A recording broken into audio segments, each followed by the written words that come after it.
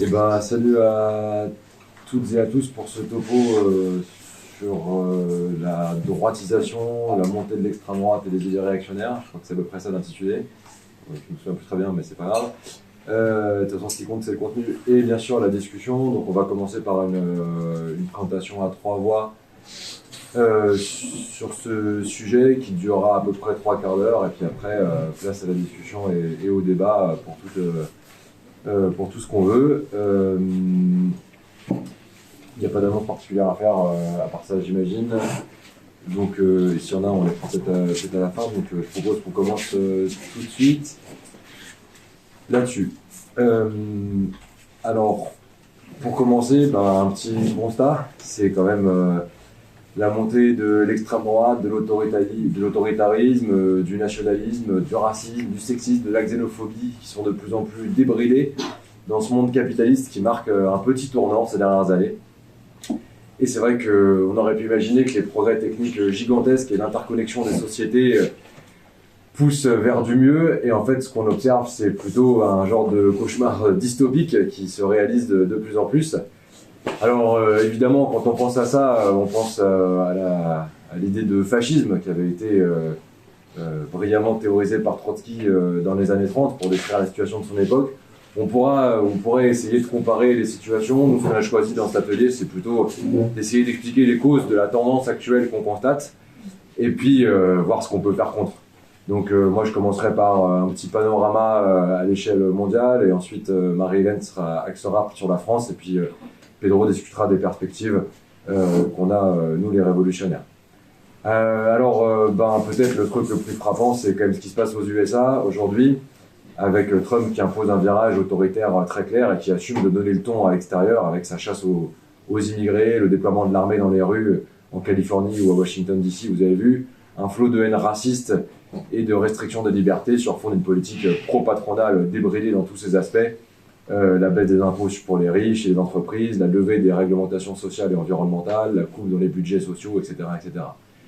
Cette politique à la fois réactionnaire et autoritaire, c'est pas un accident électoral de l'histoire, c'est plutôt l'exacerbation d'une tendance au durcissement qu'on perçoit depuis des années et qui correspond à la dynamique actuelle du capitalisme. En gros, une crise sociale qui s'aggrave par la pression accrue de la bourgeoisie qui défend chèrement ses intérêts dans un contexte de tension impérialiste exacerbée. C'est ça le fond de l'affaire. Alors on pourrait s'arrêter là, mais on va peut-être détailler un petit peu. Premier aspect, j'ai envie de dire, est-ce que la démocratie bourgeoise et sa remise en cause, c'est un problème de riches ? C'est vrai que cette tendance est particulièrement palpable dans les pays capitalistes développés où la classe ouvrière a été habituée à une ambiance de démocratie parlementaire et de dialogue social, entre guillemets, destiné à limiter les tensions sociales.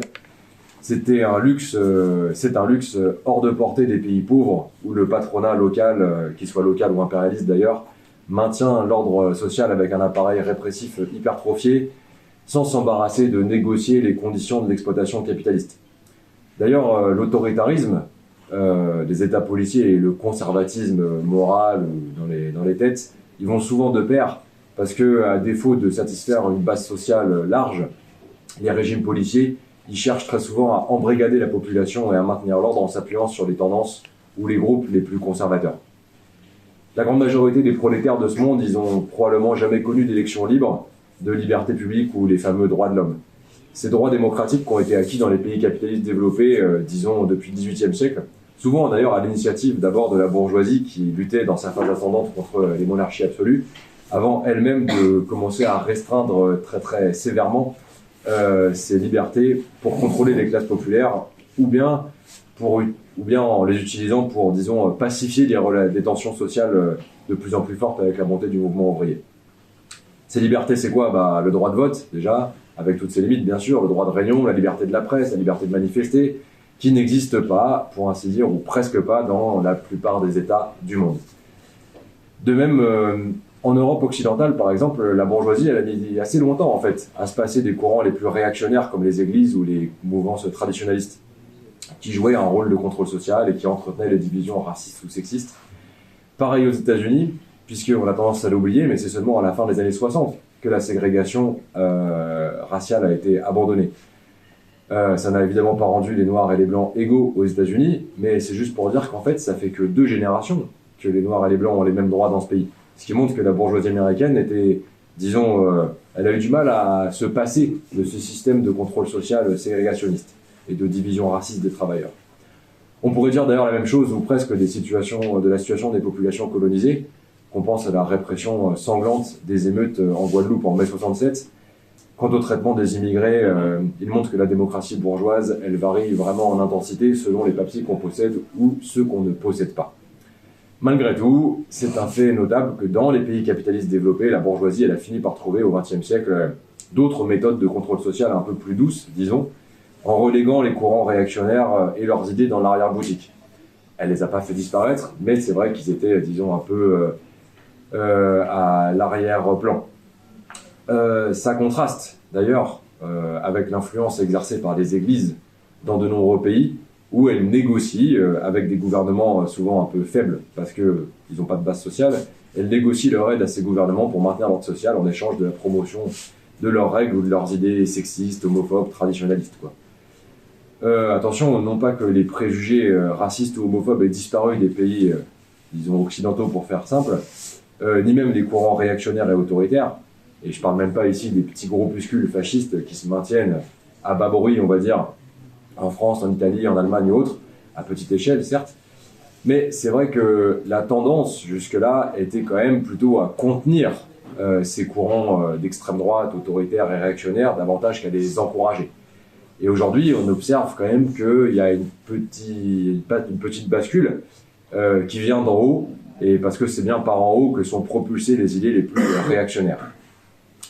C'est en fait ce libéralisme bourgeois très imparfait et très exclusif, puisqu'il exclut quand même des milliards de prolétaires de ce monde, qu'on voit s'effacer peu à peu.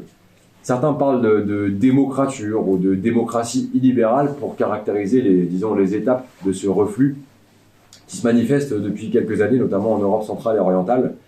D'ailleurs, c'est précisément dans cette Europe centrale et orientale que les prophètes du capitalisme avaient prévu, au moment de l'effondrement du bloc soviétique entre 89 et 91, ils avaient prévu que le capitalisme apporterait la liberté et la démocratie parlementaire qui manquait, et c'est pas faux d'ailleurs, en URSS. Sauf que cette démocratie parlementaire et ces libertés sont extrêmement fragiles. Et par exemple, la Hongrie de Viktor Orban, qui est au pouvoir depuis 2010, ou la Pologne du PiS, le parti Droit et Justice, qui a été hégémonique de 2015 à 2023, ont été, disons, un peu des laboratoires de ce tournant autoritaire et réactionnaire. Malgré toutes les limites de la démocratie bourgeoise, on observe donc que ça fait une certaine différence, en fait, quand elle est remise en cause. On voit aujourd'hui la prolifération sans limite, j'ai envie de dire, des idées d'extrême droite, de l'extrême droite, de ces idées, de ces nervis. Et tout ça, ça menace, voire même ça pourrit la vie de certaines franges de la classe ouvrière, que ce soit les femmes, les immigrés ou leurs descendants, les LGBT, etc. La recrudescence des actes racistes et l'audience des masculinistes qui explose en ce moment, ça donne un petit aperçu de ce que c'est qu'un climat de peur, voire de persécution. Quelques exemples comme ça au passage, les restrictions du droit à l'avortement aux USA ou en Pologne, les manifestations et les émeutes xénophobes en Espagne ou au Royaume-Uni, les mesures anti-LGBT en Hongrie, la chasse aux sans-papiers aux États-Unis ou ici. Tout ça, c'est bien des manifestations de cette pression de l'extrême droite et des conséquences que ça a sur certaines franges de la classe ouvrière. Tout ça pour dire que nous, on ne défend pas la démocratie bourgeoise en tant que telle, mais on bataille pour préserver et améliorer les conditions d'existence des classes populaires qui sont aussi celles de leur lutte. Un petit mot là-dessus, parce que c'est vrai que on pense parfois, à juste titre, que le parlementarisme bourgeois a tendance à, disons, endormir, entre guillemets, la combativité ouvrière à travers tous les fils par lesquels la bourgeoisie retient le prolétariat. Les syndicats intégrés à l'État, les élections, le dialogue social et autres, ou même une partie du droit bourgeois. Mais disons que cette anesthésie partielle de la classe ouvrière, elle est quand même d'un autre genre que celle provoquée par l'exil, la prison, la torture ou les exécutions sommaires qui menacent tous ceux qui se battent dans des régimes autoritaires. Ça veut dire que, certes, c'est pas la violence d'État, elle n'empêche pas les révoltes, non, heureusement, mais il faudrait pas croire que l'autoritarisme provoque automatiquement des progrès dans la conscience de classe. D'ailleurs, c'est précisément cette combativité ouvrière et les explosions sociales que c'est précisément pour les contenir qu'il y a ce tournant autoritaire du capitalisme. La montée de l'extrême droite, de l'autoritarisme ou du racisme d'État et les idées réactionnaires, elles accompagnent un objectif patronal qui est de mettre au pas les classes populaires. Même quand elles ne sont pas hyper remuantes, elles constituent toujours un danger quand il s'agit de rogner sur des acquis ou de concurrencer les bourgeoisies concurrentes. Que ce soit par le commerce, on pense à la guerre commerciale de Trump, ou par les armes. Et c'est ça qui est à l'ordre du jour dans ce monde capitaliste, parce que disons que l'ordre impérialiste qui était issu de la fin de la guerre froide, il est quand même chamboulé par de nouveaux rapports de force économiques et militaires. C'est pas un hasard du coup si les vieux pays impérialistes, dont on va beaucoup parler dans ce topo, se tournent de plus en plus vers l'extrême droite, tout en prétendant d'ailleurs être les derniers bastions de la démocratie bourgeoise bien sûr. C'est parce que leur influence elle est directement menacée par leurs rivaux impérialistes, que ce soit la Chine, qui il y a quelques années a été présentée comme un rival systémique par le patronat allemand, ou autre. Disons que pour rester dans la course, sans toucher à leurs profits, les bourgeois doivent imposer des sacrifices toujours accrus aux travailleurs. On le voit avec le projet de budget de Bayrou ici en France, mais on pourrait aussi citer la cure d'austérité qui a été menée par la première ministre néo-fasciste Giorgia Meloni en Italie, post-fasciste, avec la suppression d'une allocation qui s'appelle le revenu de base, qui a privé de ressources des millions de personnes. On peut aussi penser au programme de réarmement lancé par le gouvernement allemand qui va coûter des milliards qui veulent faire payer aux classes populaires. Alors, il faut préciser ça parce que c'est vrai que le lien entre la chasse au wokisme et les tensions impérialistes, il pourrait ne pas sauter immédiatement aux yeux, mais il est bien réel. Le meilleur exemple, c'est peut-être les États-Unis, avec l'objectif trumpiste Make America Great Again, qui nécessite des mesures ouvrières archi-brutales, et donc amène à mettre au pas toute la classe ouvrière, à l'embrigader dans un chauvinisme raciste et à l'affaiblir par toutes les divisions ou toutes les diversions, qu'elles soient xénophobes, racistes ou sexistes. Notons d'ailleurs que l'acharnement anti-woke, qui cible notamment les LGBT, c'est un des rares traits d'union des mouvements d'extrême droite, probablement parce qu'il a l'avantage de dépasser les oppositions entre nationalistes et qui met d'accord tous les intégristes religieux. Le système capitaliste, il est en fait plein de contradictions. Il a permis, par le développement du salariat et la mondialisation, d'effacer certains préjugés liés au genre, à la couleur de peau ou à l'origine. Mais de l'autre côté, il les maintient, et puis là, il menace même de les restaurer violemment en temps de crise. Or, la crise, elle est bien là. En tout cas, la crise sociale, avec la détérioration accélérée des conditions de vie du monde du travail, y compris même des franges les plus intégrées à ce qu'on pourrait appeler les classes moyennes. En fait, ce qu'on observe, c'est quand même la montée brutale des inégalités et la baisse du pouvoir d'achat qui alimente une colère sociale. Et face à cette colère sociale, les États ils s'en prémunissent par la répression. Et de l'autre côté, l'extrême droite, elle tente d'orienter aussi ce ressentiment populaire dans un sens réactionnaire, xénophobe, et notamment anti-immigré. Ça saute aux yeux d'ailleurs partout avec cette mise en concurrence entre les pauvres locaux et les immigrés, que ce soit pour l'accès au marché du travail, aux soins, aux prestations sociales, aux services publics. On pourrait discuter des fondements économiques de cette crise sociale. Est-ce qu'elle est liée à la baisse structurelle des profits qui pousserait impérativement la bourgeoisie à rogner surtout pour survivre? Est-ce que c'est aussi le résultat d'une progressive dégradation des rapports de force politiques entre le prolétariat et de l'autre côté le patronat qui incite ce dernier à attaquer toujours plus? Toujours est-il que les profits des trusts impérialistes ils sont bien réels et les fortunes accumulées par les milliardaires, elles suffiraient largement à répondre à l'urgence sociale. Alors, il y a quelques politiciens bourgeois et même quelques courants patronaux qui s'inquiètent de cet illibéralisme rampant, mais même malgré leurs inquiétudes sont fondées, disons, parce que c'est bien ça qui est à la mode en ce moment. Et disons que la tendance qui a l'air de convaincre de plus en plus le patronat, c'est celle-là, celle d'un tournant autoritaire réactionnaire. La réélection de Trump l'an dernier, elle a totalement boosté cette tendance, au point qu'on évoque parfois une internationale réactionnaire. Alors le concept, il est un peu étrange appliqué à des nationalistes internationalistes, ça paraît bizarre, et il est un peu tendre, probablement, envers ceux qui rentrent pas directement dans cette case de l'international réactionnaire. On pourrait imaginer Macron, qui serait du coup du bon côté de l'histoire. Quoi qu'il en soit, c'est vrai que la victoire de l'extrême droite aux États-Unis, dans l'impérialisme dominant, elle a suscité des émules. Outre la force de l'exemple, elle a aussi donné un coup de main concret à ces petits clones. Alors, vous vous rappelez peut-être, il y a 6-7 ans, c'était Bolsonaro, le Trump tropical, comme on l'appelait au Brésil. Il y a eu ensuite Nayib Bukele, le Trump geek du Salvador. Puis ensuite, il y a 2 ans, Milei, le Trump tronçonneur en Argentine. Ce qu'on peut voir, c'est que le modèle il s'est exporté désormais outre-Atlantique. On peut citer par exemple Robert Fico, le Premier ministre slovaque, un ancien socialiste d'ailleurs, devenu d'extrême droite, qui a limogé des juges et qui s'est fait connaître pour ses saillies homophobes ou xénophobes. En Roumanie, cette année, ça a été la percée de l'extrême droite, avec en décembre 2024 un petit raz-de-marée électoral en faveur d'un illustre inconnu qui s'appelait Călin Georgescu, qui a été propulsé par les réseaux sociaux et qui s'est fait connaître comme adepte du Trumpisme. Il a été d'ailleurs remplacé par quelqu'un de beaucoup moins inconnu, un vieil hooligan roumain qui s'appelle George Simion, qui lui s'est revendiqué de Trump directement et qui a quasiment reçu son soutien. En Pologne, lors des élections présidentielles, la Maison-Blanche elle a aussi envoyé carrément des hauts responsables pour soutenir la campagne du candidat et désormais président ultra-conservateur Karol Nawrocki. En Allemagne, vous vous rappelez peut-être, c'est le vice-président J.D. Vance qui a participé à un meeting de campagne avec Alice Weidel, la chef de l'AfD, donc l'extrême droite allemande pour les dernières législatives. En Serbie, le président autoritaire Aleksandar Vučić, qui est contesté dans la rue depuis 6 mois par un large mouvement populaire, il a pour sa part accueilli le fils de Trump il y a quelques mois. Tout ça pour dire que le mouvement MAGA, il inspire de nombreux politiciens bourgeois qui cherchent un nouveau style de gouvernement et accessoirement un parrain impérialiste.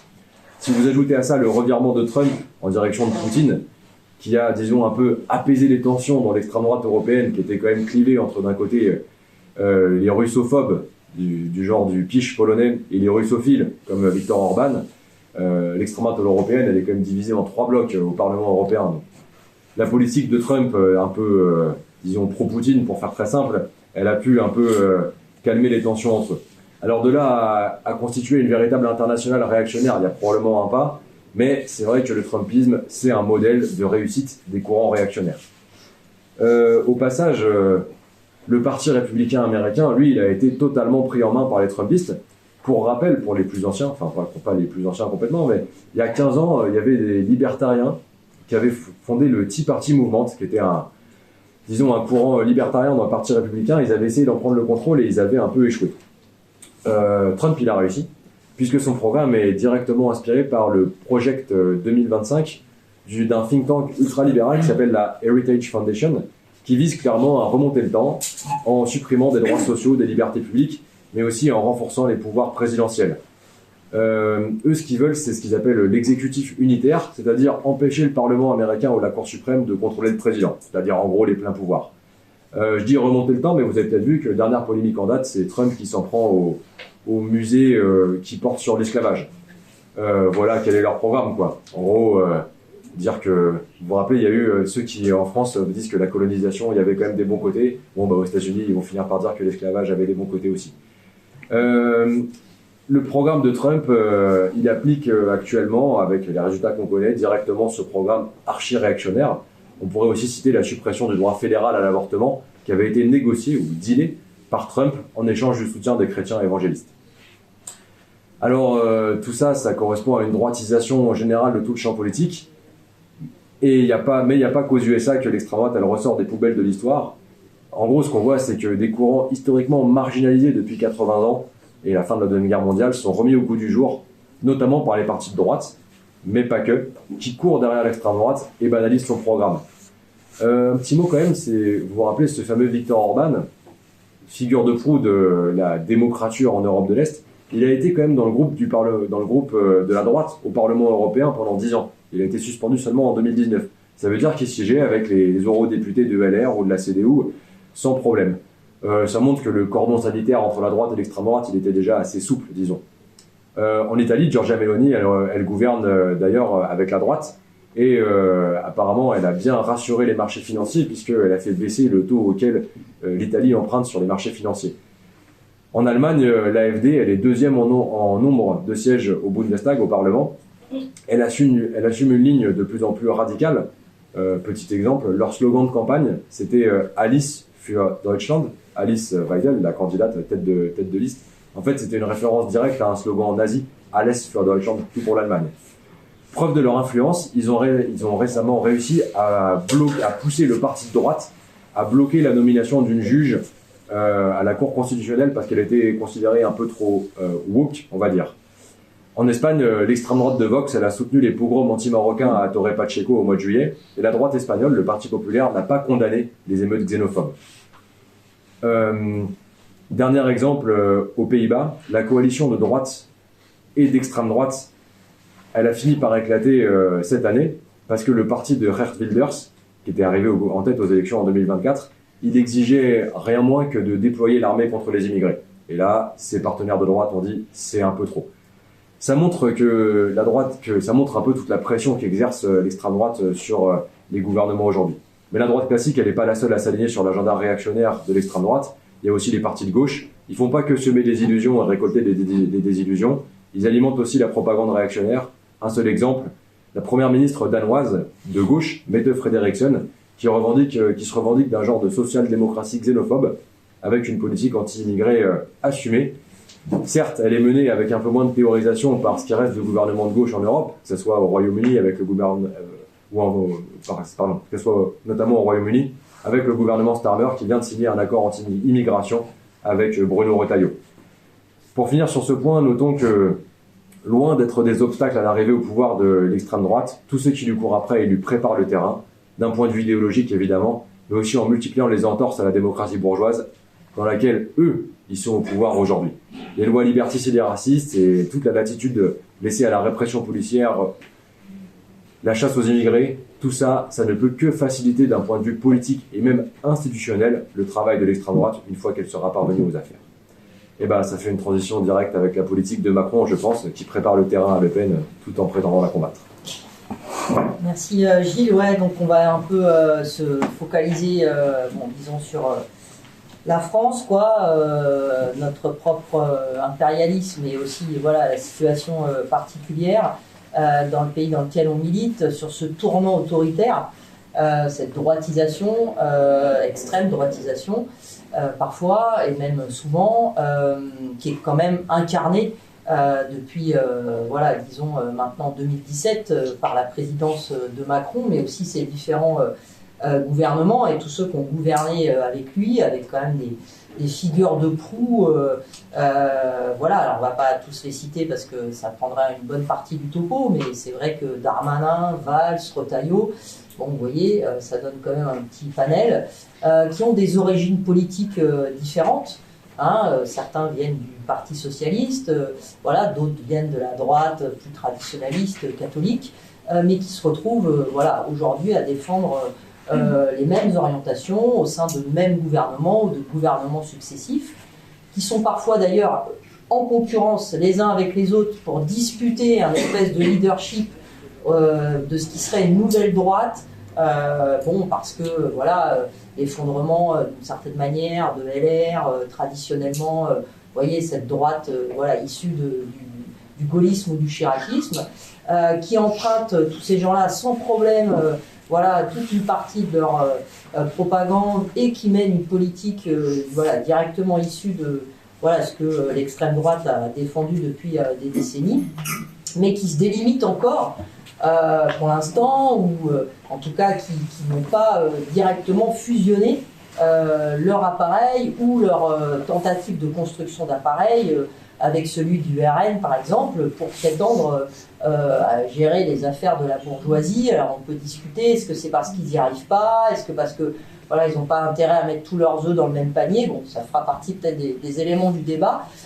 On constate quand même depuis 2017 l'arrivée de Macron, mais on va voir que c'est presque un peu avant déjà, 10 ans en fait, quasiment une décennie de durcissement législatif et répressif au service d'une politique pro-patronale acharnée, mais aussi en réaction en fait un peu systématiquement à chaque fois qu'il y avait démobilisation sociale comme un effet boule de neige, en réaction à ces luttes, à ces résistances que cette politique antisociale elle a suscité de manière accélérée et récurrente en fait depuis 2016. Voilà, on dit souvent qu'on a assisté à un cycle en fait de mobilisation quasi ininterrompu qui a entraîné en fait des pans successifs, différents de notre classe sociale, de la jeunesse, qui n'a pas débouché sur la moindre victoire, disons un peu significative.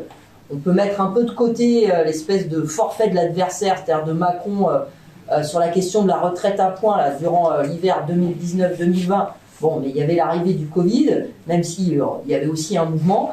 Mais c'est vrai qu'on a à la fois ce cycle de mobilisation et en même temps plutôt une succession de défaites, même si voilà, certaines de ces mobilisations, comme les Gilets jaunes, on va y revenir, a été un point aussi voilà, de flip de la part du pouvoir et une réaction totalement, je dirais, démesurée en grande partie par rapport à ce qu'on avait l'habitude de voir, mais qui était en réponse à cette crainte. Alors, on dit Macron, mais c'est vrai qu'on a déjà des prémices sous la présidence de Hollande, puisque la répression contre la loi travail en 2016, c'est encore Hollande qui est au pouvoir, avec une répression policière inédite dans ce périmètre habituel de manifestation. Alors, bien sûr, la mobilisation contre la loi travail, par plein des aspects, voilà, elle pose l'affrontement direct avec le pouvoir, y compris avec le pouvoir incarné par la gauche de gouvernement. En partie, cette mobilisation, elle échappe aux appareils syndicaux, surtout au début, avec les appels dans la jeunesse, etc. Donc on a quelque chose à la fois d'explosif, en même temps d'assez classique, c'est-à-dire de grève, de mouvement, voilà, en partie après encadré par les organisations syndicales. Et là, on a quelque chose de totalement débridé en termes de répression, qui se voit, qui se matérialise aux yeux de beaucoup de monde, de ceux et celles évidemment qui sont en première ligne. Les LBD, les grenades de désencerclement, avec l'apparition à une échelle un peu large de mutilation des manifestants, LBD ou de grenades de désencerclement, que la police française est une des rares à utiliser en Europe, parce qu'elles sont classées, ces armes dites non létales, comme des armes de guerre. On avait déjà eu en 2014, pour mémoire, la mort de Rémi Fraisse sur le barrage, la lutte contre le barrage à Sivins, 2014, voilà, ce jeune manifestant tué par un tir de grenade de désencerclement. Voilà, et on a évidemment,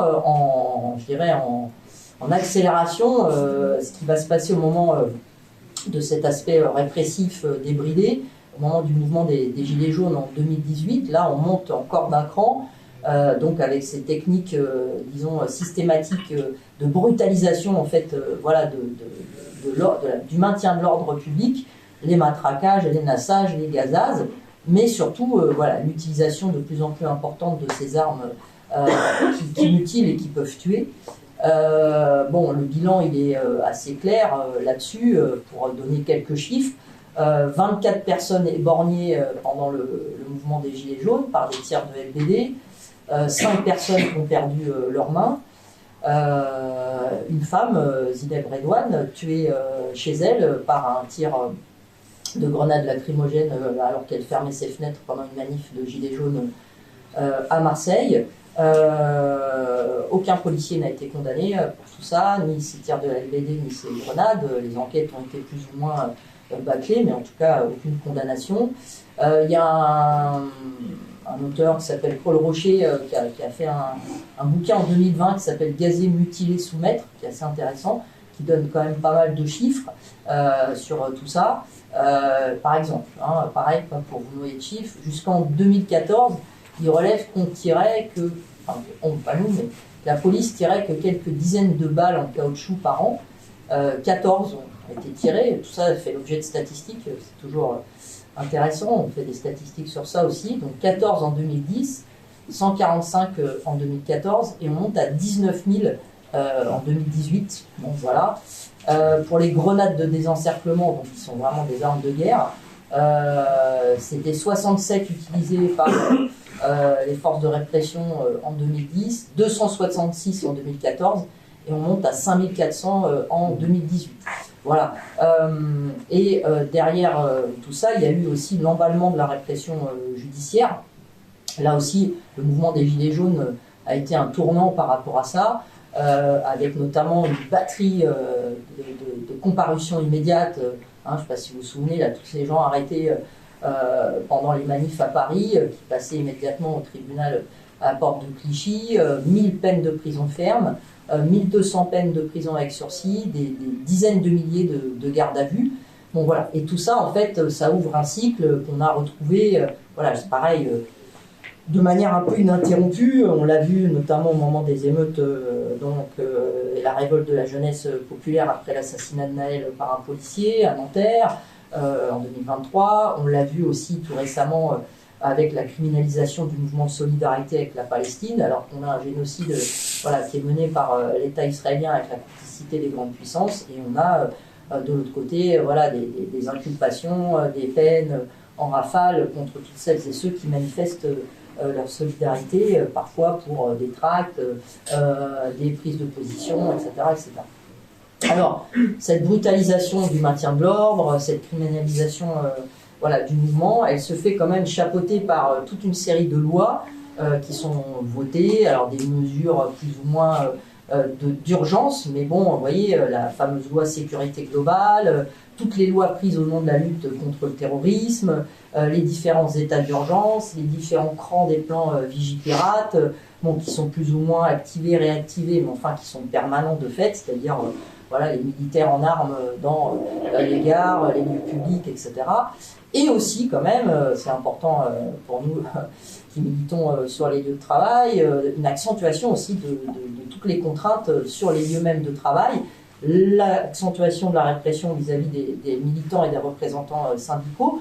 Alors, certains même issus d'appareils ou des confédérations, vous vous rappelez sans doute l'exemple du porte-parole de l'UD-CGT 59, Jean-Paul Delescaux, par rapport à ses prises, du tract autour de la solidarité avec le mouvement avec la Palestine, avec toute cette poursuite contre lui. Pour donner des chiffres, pareil, en décembre 2023, le journal d'Humanité indiquait que, après une enquête, qu'il y avait à peu près 1000 syndicalistes CGT, ils se focalisaient sur la CGT, qui faisaient l'objet de procédures disciplinaires et judiciaires.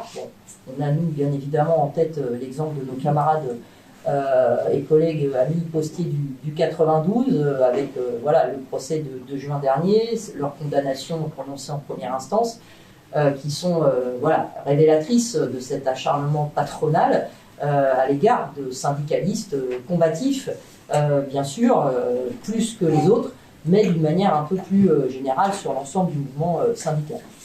Et ça, il ne faut pas oublier que ça se fait quand même avec, en même temps, comme disait l'autre, l'accentuation des mécanismes d'intégration et de dialogue social des appareils syndicaux en haut, notamment introduite par la loi travail, avec la réforme sur les CSE, etc.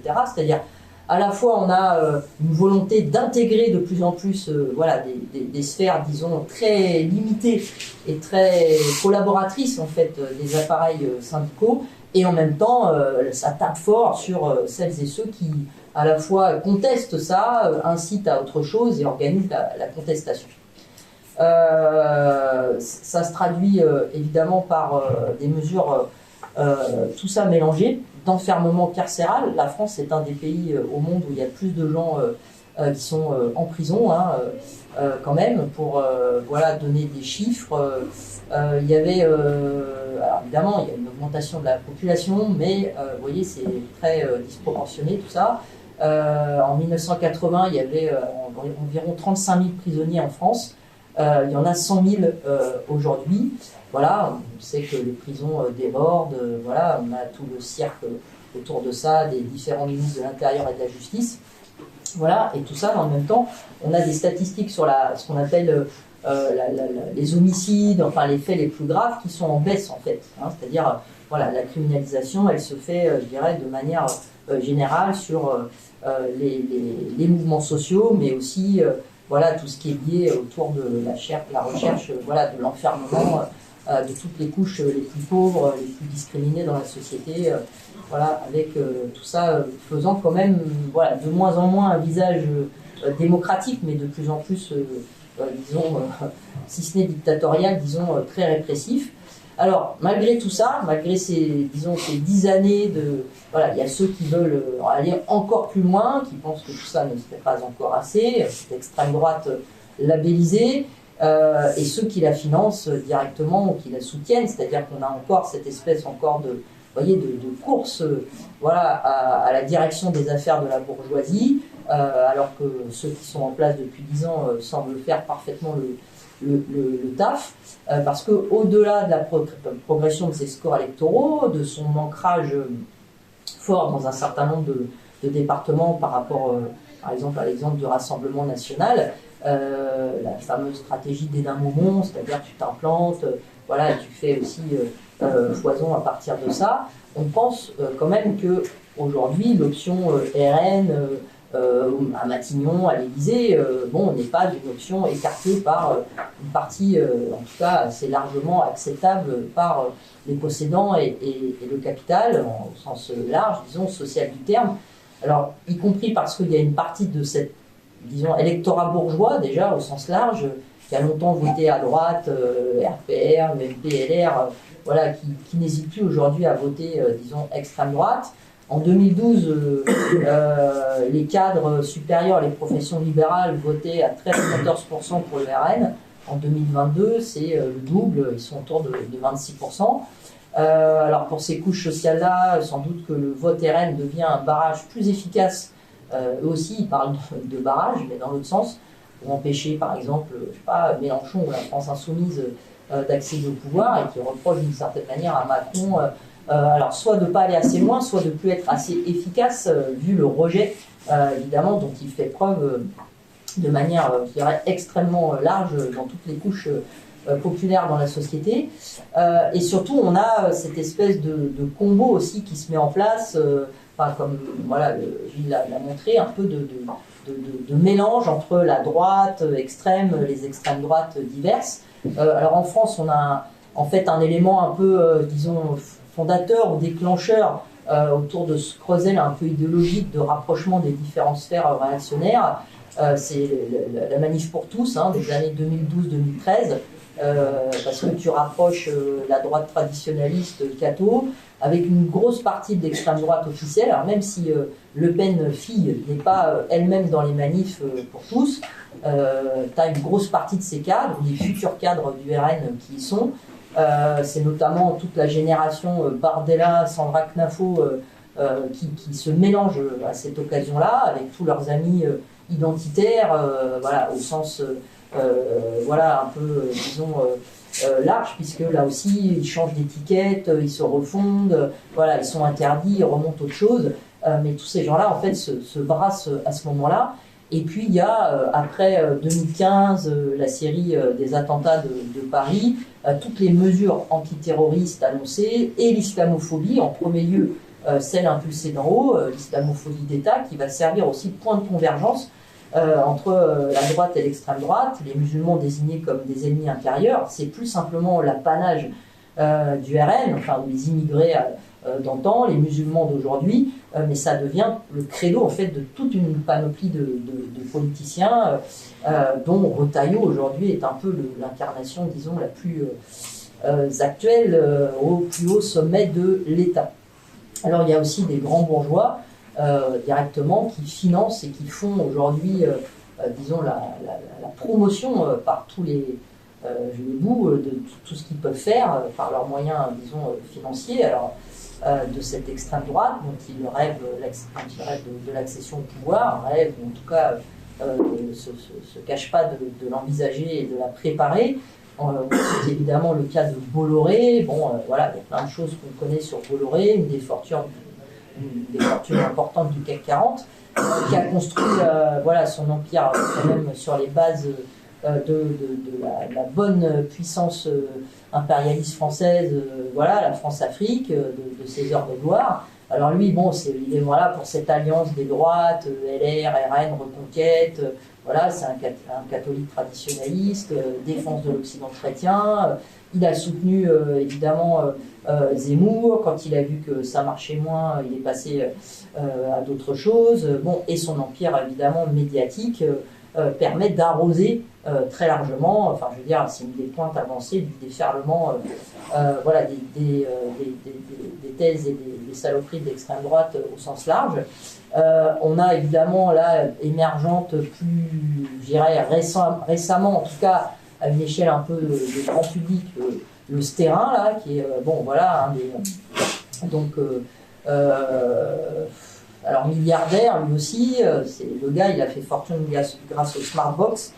Chaque fois qu'on achète mon offre au Smartbox, on fait un petit voilà don à Sterrin. Alors lui, il a lancé une franchise par le biais d'une société belge en 2003. Il a été mis en examen plusieurs fois. Il a été sauvé de toutes ces affaires juridico-financières par Chirac et Sarkozy, hein, qui l'ont voilà, aidé à légaliser sa pratique. Il est à la tête aujourd'hui quand même d'une fortune de plus d'1,5 milliard d'euros. Alors lui, bon, c'est simple, hein, il veut servir et sauver la France. Alors bon, son amour de la France ne va pas jusqu'à lui payer des impôts, puisque depuis 2012, il est exilé fiscal en Belgique. Et ce qu'on entend beaucoup là ces derniers temps, c'est la fondation qu'il a créée, la fondation de la nuit du bien commun, alors qui est d'ailleurs reconnue d'utilité publique, voilà, alors qu'elle finance ouvertement voilà, toutes les écoles privées catholiques hors contrat, plein d'associations voilà, qui bagarrent contre notamment le droit à l'avortement et tout un tas d'autres voilà, saloperies tout à fait réactionnaires. Lui, son job aussi, c'est des cocktails qui réunissent des grands patrons, des acteurs du monde associatif, des responsables associatifs d'extrême droite, bien sûr, catho, beaucoup quand même. En France, ça compte encore. Hein, quand on pense à l'extrême droite, il ne faut pas oublier cet élément-là. Et puis, bon, voilà, qui mélange les Retailleau, les Marion Maréchal Le Pen, les Ciotti, les Zemmour. Il avait soutenu donc ouvertement lui Zemmour en 2022. Il a contribué à fonder ce fameux projet, la Périclès, dont on a beaucoup parlé aussi, quand même, pour la petite anecdote. Il doit être auditionné par l'Assemblée nationale depuis 2022 pour disons le financement un peu occulte des campagnes électorales. Bon, il n'a toujours pas été auditionné, à chaque fois il ne vient pas, et à l'Assemblée nationale, il n'est pas venu. Voilà, alors lui, voilà, sur les prochaines échéances électorales, il dit qu'il faut aider l'extrême droite pour 2026 à remporter plus de 1000 mairies et aider l'extrême droite à remporter la présidentielle en 2027 et une majorité absolue au Parlement et à former des cadres. Voilà, alors il est facilitateur de liens entre plein de familles voilà, de droite et d'extrême droite.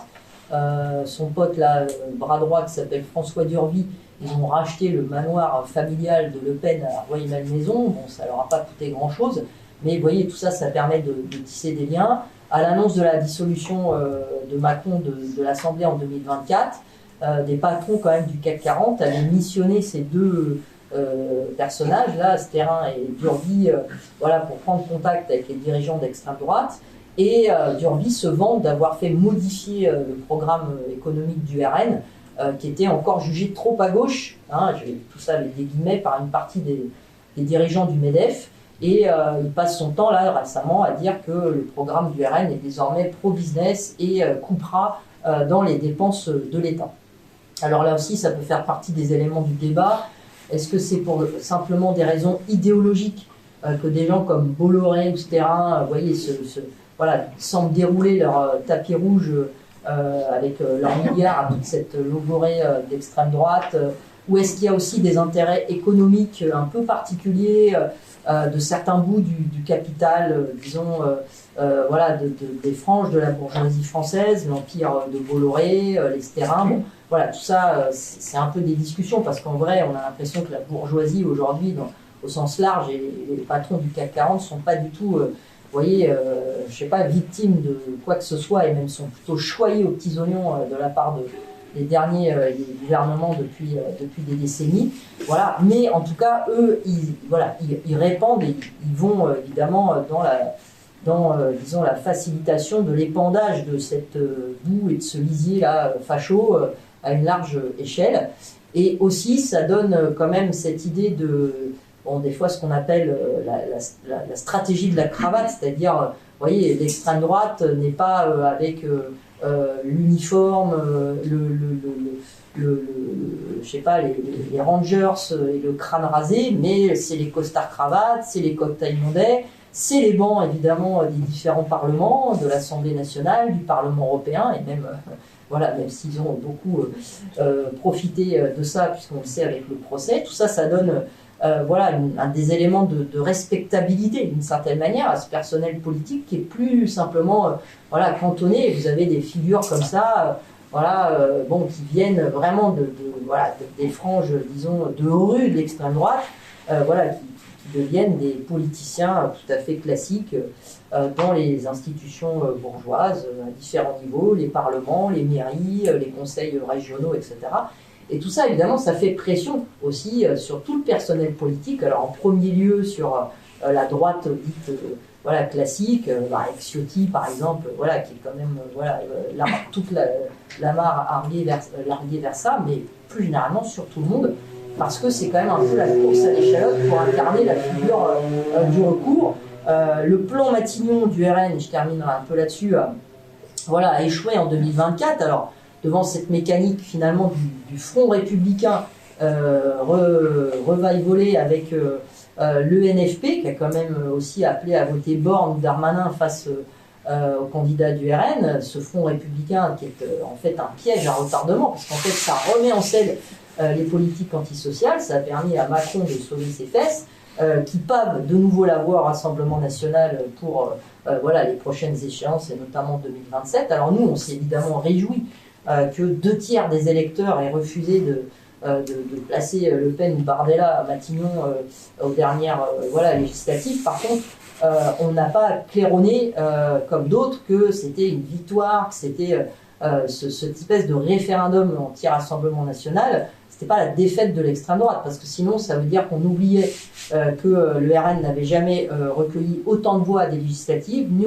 obtenu une représentation parlementaire aussi importante, 123 députés, c'est le plus gros groupe à l'Assemblée nationale, et la manne financière qui en découle, le chiffre est quand même là aussi un peu important, il sonne dans nos oreilles de manière assez, disons, bon, au moins énervante, si ce n'est qu'on a envie d'aller évidemment récupérer un jour cet argent, c'est 15,3 millions d'euros par an sur la législature qui tombent dans les escarcelles du RN.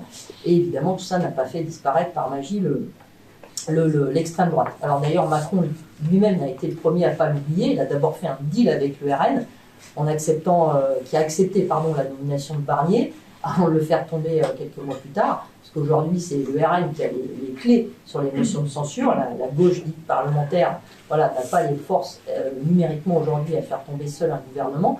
Et le problème pour le RN, c'est d'apparaître, en fait, de continuer à apparaître pour ce qu'il n'est pas jusqu'aux prochaines échéances électorales, sans doute 2027, mais on ne sait pas, peut-être avant, c'est-à-dire comme un parti qui défendrait les intérêts des petits gens, alors bien sûr que les Français, pour faire figure d'alternative, résister à l'épuisement du parlementarisme bourgeois et finalement du macronisme finissant, et une fois au pouvoir, faire comme tous les partis en fait au service de la bourgeoisie, et d'autant plus avec l'exemple qu'on a de tous ceux et celles dirigeants et dirigeantes d'extrême droite qui gouvernent aujourd'hui, c'est-à-dire voilà, servir évidemment la soupe aux milliardaires et renforcer les attaques contre les travailleurs, et notamment contre les travailleurs immigrés. Voilà, donc, alors il y a les ennuis judiciaires de Marine Le Pen, condamnée, vous le savez, à 4 ans de prison, dont 2 ans ferme, et frappée d'inéligibilité pour 5 ans, après le procès là, pour détournement de fonds des assistants parlementaires européens du RN, en première instance. Voilà, donc évidemment, ça pose des difficultés au RN. En même temps, ça peut permettre d'accréditer davantage la figure de Bardella, qui jouera le jeune Macron d'extrême droite. Le RN cherche à précipiter le procès en deuxième instance, en appel, probablement au début de l'année 2026. Donc voilà, avant en tout cas les échéances électorales de 2027. Aujourd'hui, bon, le RN semble un peu hésiter sur la tactique à suivre sur le gouvernement de Bayrou, le faire tomber ou pas. Vous avez dû voir que, bon, on aura l'occasion d'en discuter, je pense, dans d'autres ateliers, mais le RN dit on n'appelle surtout pas aux manifs du 10 septembre. Hein, donc là, on n'a pas l'impression qu'il joue le terrain, évidemment, de la déstabilisation. Macron répète à l'envi qu'il n'y aura pas d'autre dissolution, donc le RN peut se caler sur l'agenda 2027 et attendre de voir si ça sera un Bardella ou une Le Pen. En réalité, ça ne change pas le fond, évidemment, de la politique que veut mener le RN, mais ce n'est pas tout à fait le même type d'affichage. Et évidemment, ce qui est sûr, c'est que de plus en plus, le programme du RN se veut MEDEF compatible. Bon, vous avez sans doute vu que la retraite à 60 ans, défendue par le RN, ça fait bien longtemps que ça n'existe plus. Alors, en tout cas, aujourd'hui, on a un gouvernement Bayrou, Retailleau, Darmanin-Valls qui mène la politique de l'extrême droite contre les migrants, les sans-papiers, les habitants des territoires colonisés à Mayotte, en Kanaki, aux Antilles. Le projet de Bayrou qui concerne évidemment cette attaque massive contre nos droits et l'ensemble du monde du travail avec les 44 milliards qui sont annonciateurs d'une guerre de classe renforcée. C'est dans ce contexte qu'on se trouve et donc évidemment il n'y a pas de solution pour nous institutionnelle à cette impasse entre la peste actuelle et le choléra futur que représente l'extrême droite. Et je vais laisser le retour. Non, du coup, face à tout ce constat, la question c'est un peu qu'est-ce qu'on peut faire, quoi. Comment est-ce qu'on peut s'opposer à ce glissement vers l'autoritarisme et à l'extrême droite. Il y a plusieurs forces qui prétendent combattre l'extrême droite, à commencer par celle qu'on entend certainement le plus, qui est la gauche institutionnelle. On est revenu sur cette question du barrage républicain. C'est depuis les années 80 quelque chose qui est utilisé systématiquement par la gauche institutionnelle pour forcer au vote utile, pour lui permettre de se maintenir ou de reprendre le pouvoir malgré ses bilans désastreux. Il y a même un cycle en fait qu'on peut observer de la gauche au pouvoir, les gens sont déçus par la politique antisociale qui est menée, montée de l'extrême droite. Ça commence sous Mitterrand, qui est d'ailleurs Mitterrand qui donne le premier une audience en fait au FN pour contrer la droite. C'est sous son mandat que le FN à l'époque fait ses premiers gros scores. À la fin du mandat de Jospin en 2002, c'est la première fois que Le Pen est au second tour, avec déjà 4,8 millions de voix à l'époque, et puis la fin du mandat de Hollande, deuxième fois en 15 ans que le RN cette fois-ci est au second tour, après évidemment un mandat dans lequel il y a la loi travail, le tournant autoritaire dont on a parlé, effectivement l'union des droites qui s'opère sans vraiment que cette gauche institutionnelle ne fasse grand-chose de conséquent pour la contrer. Et donc à ce moment-là, c'est déjà 7,7 millions de voix pour Le Pen aux élections. Même chose l'été dernier avec le barrage républicain, cette fois-ci emmené par LFI, qui a permis d'éviter, comme on a dit, entre guillemets, la victoire du RN. Mais du coup, mis à part ce vote, qu'est-ce que la gauche institutionnelle propose pour contrer l'extrême droite ? Bon, quand on entend Mélenchon qui dit qu'en votant LFI, on s'épargne des kilomètres de manifs et des grèves, c'est littéralement un désarmement de notre classe. C'est-à-dire qu'il nous dit, il essaie de nous convaincre de déposer nos armes, qui sont la grève, les manifestations, au profit des armes de la bourgeoisie, donc le vote pour décider qui va gérer le système au profit des capitalistes. Je ne reviens pas évidemment sur tout ce glissement institutionnel vers l'autoritarisme qui a été développé, mais on voit aussi que la possibilité de victoire du RN l'été dernier a déchaîné des dizaines d'agressions racistes. C'est-à-dire dans l'intervalle où on a pensé qu'il pouvait arriver au pouvoir, on a vu que ça a incomparablement augmenté, et c'est qu'un aperçu de comment la victoire du RN peut libérer les actes racistes, islamophobes, homophobes, mais aussi donner confiance à des groupuscules qui veulent aller plus loin et plus vite. On a déjà vu des groupes comme ça actifs, en 2023, les actions à Romans-sur-Isère, où il y a tous les fachos qui se donnent rendez-vous pour faire des ratonnades, ou Saint-Brévin, où ils brûlent la maison du maire par opposition à la construction d'un centre d'accueil pour demandeurs d'asile, dans lesquels d'ailleurs il y a des personnes du RN, pas forcément le RN qui est officiellement dedans, mais ils font partie finalement de ces rassemblements-là. Plus récemment, à l'étranger, Royaume-Uni, Torre Pacheco, dont on a parlé, ça prouve que l'extrême droite elle est prête à se mobiliser, à mobiliser ses troupes pour tenter de massifier autour de ces mots d'ordre. Donc face à ces dynamiques concrètes, comment est-ce qu'on pourrait croire qu'un vote, face à ces dynamiques de rue, face à ces dynamiques dans les entreprises, quand on voit tous nos camarades qui témoignent de discours ouvertement pro-RN avant le second tour l'été dernier, comment on pourrait croire qu'un vote va interrompre ce genre de dynamique. Donc évidemment, notre perspective, c'est d'en finir avec ce système, parce que pour en finir avec l'extrême droite, il faut en finir avec le système qui l'engendre, qui est le capitalisme. Alors comment y arriver? Déjà, il faut reconstruire par les luttes une conscience de classe. Parce que c'est bien la lutte de classe qui permet de repousser au sein de la classe ouvrière les divisions racistes et de lutter contre les politiques réactionnaires. On le voit, l'extrême droite, dans les périodes de lutte de classe intense, elle n'est pas à l'aise. En 2023, sur les retraites, on les entend quasiment pas, parce qu'à ce moment-là, parler de remettre en question la réforme des retraites, c'est finalement, quand tu cherches 17 milliards d'euros et que tu fais dans le même temps plus de 200 milliards de subventions aux entreprises, voilà, si tu questionnes la réforme des retraites, tu questionnes la répartition des richesses, tu questionnes même en définitive peut-être l'exploitation. Et donc ils ne sont pas évidemment allés sur ce terrain-là. On l'a dit aussi sur le 10 septembre, ils jouent le rôle du parti de l'ordre, ils disent qu'ils y participeront pas. En fait, dès qu'il y a des mouvements sociaux où la classe ouvrière se bat sur le terrain social, ils sont pas dans leur élément et ils fuient ces mouvements-là. Voilà, donc quand la classe ouvrière s'engage sur des luttes collectives, ça renforce la conscience de classe, ça met le curseur sur ce qui nous rassemble, le fait qu'on subisse l'exploitation d'une minorité de capitalistes qui détruisent nos vies et la planète. Alors après, il ne faut pas penser que les choses sont aussi mécaniques que ça. Évidemment, c'est pas toujours suffisant, parce que déjà, tu as besoin de lutte qui gagne. Il faut gagner pour redonner la confiance dans la force collective de la classe. Les défaites qui s'accumulent, elles peuvent peser aussi sur la confiance en nos forces et rendre difficile de faire entrevoir une possibilité d'amélioration.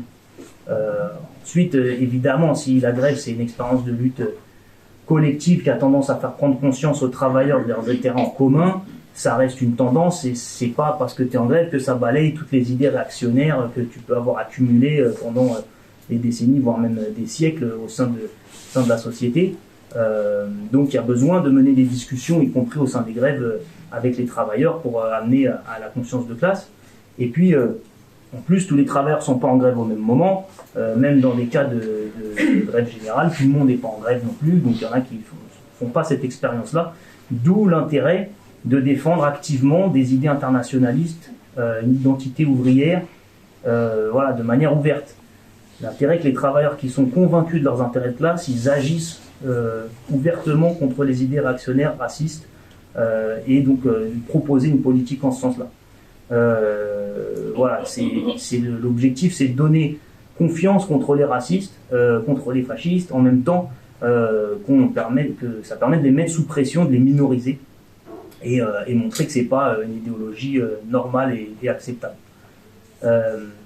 Voilà, donc en premier lieu, résister aux attaques autoritaristes et racistes tout de suite, contre qu'elles viennent de l'extrême droite ou de n'importe quelle force gauche comprise, par des politiques de front unique, réunir toutes celles et ceux qui sont prêts à lutter sur les mots d'ordre qu'on se donne.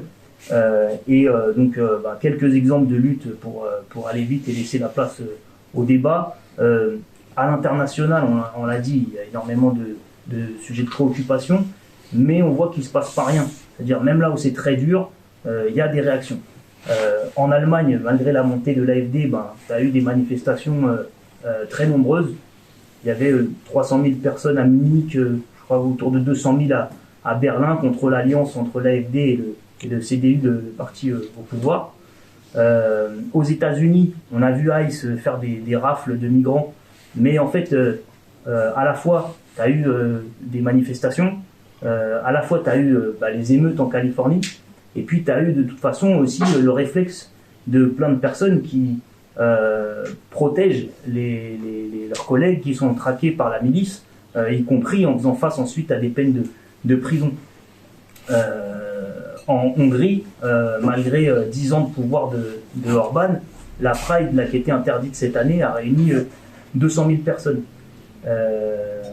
Et dans l'éducation, il y a eu un mouvement depuis plusieurs années de contestation des programmes scolaires réactionnaires qui ont été décidés par Orban, avec y compris des luttes et des grèves.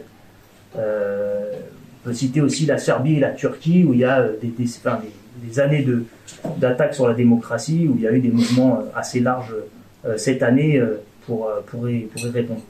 Donc même là où c'est très difficile, il y a des résistances sur lesquelles on peut s'appuyer et sur lesquelles les révolutionnaires, auxquels les révolutionnaires peuvent participer. Deux autres exemples internationaux, mais là on peut dire qu'ils sont des vraies réussites, c'est la Grande-Bretagne l'été dernier, où tu as d'abord les émeutes racistes qui durent pendant plusieurs jours, jusqu'à temps que tu aies des milliers de personnes qui descendent et qui encerclent finalement les fachos, qui les minorisent, qui les empêchent de défiler dans certaines villes pour agresser des gens. Et puis la Grèce, où là ça mériterait même un topo à part entière, où c'est avec la montée de Aube Dorée, c'est un mouvement très large antifasciste organisé autour, en fait, dans un climat de résistance ouvrière, mais qui a réussi par des manifestations de masse, à la fois dans les entreprises et à la fois dans les quartiers, en fait, à démanteler l'organisation Aube Dorée et à les minoriser. Voilà. Bon, en France, on peut revenir sur plusieurs luttes. Il n'y a plus tellement, ces dernières années, de lutte directe contre l'extrême droite comme il pouvait y avoir dans les années 90, voire 2000, quand il y a un congrès du RN, etc. Mais par contre, il y a des luttes contre les politiques racistes qui se sont mises en place. Par exemple, le 22 mars dernier, la marche des solidarités à Paris, qui appelle sur des mots d'ordre radicaux qui sont combattre l'extrême droite et ceux qui mènent sa politique, c'est 20 à 30 000 personnes qui sont réunies. Voilà, sur les luttes autour de la loi Darmanin, avec des cortèges de sans-papiers très actifs. La lutte des mineurs isolés, par exemple. Donc, ce sont des jeunes qui veulent des papiers et une scolarisation, qui a polarisé l'extrême droite, mais qui a aussi polarisé les gens qui voulaient s'organiser face à cette situation-là. Et ils ont réussi à obtenir une visibilité qui permet, y compris, de montrer qui est de leur côté et qui ne l'est pas, puisque notamment la mairie de Paris, avec Hidalgo, a décidé de les expulser du lieu qu'ils occupaient. Voilà, les camarades du travail social ont fait en ce moment même un atelier sur le sujet. On pourrait aussi citer la question des couvre-chefs à l'hôpital, même atelier qui explique ça avec une mesure islamophobe et raciste qui vise à empêcher les travailleuses de couvrir leurs cheveux toutes celles qui sont considérées en tout cas comme musulmanes, et donc les camarades qui ont mené une lutte et qui mènent actuellement une lutte contre ça.